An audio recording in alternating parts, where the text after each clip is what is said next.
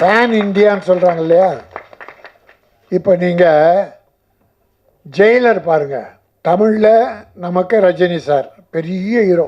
அவருக்கு நம்ம தமிழ்நாட்டில் இருக்க காமெடி வில்லன் எல்லாம் போட்டுக்கலாம், அவர் பெரிய பிஸ்னஸ் ஆடியன்ஸ்.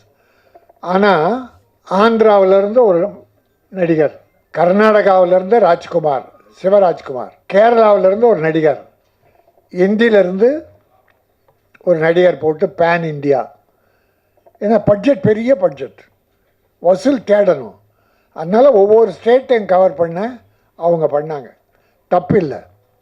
ஒரு தமிழ் ப்ரொடியூசர் அதை போல். ஆனால் எங்கள் உதயகுமாரும் பேரரசெல்லாம் படம் பண்ணும்போது அப்படி இல்லை, எல்லாமே தமிழாக இருக்கும்.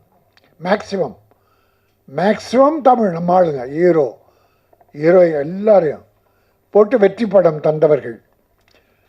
ஆக இந்த டெக்ஸ்டர் எனக்கு பேரே எனக்கு அர்த்தம் புரியல.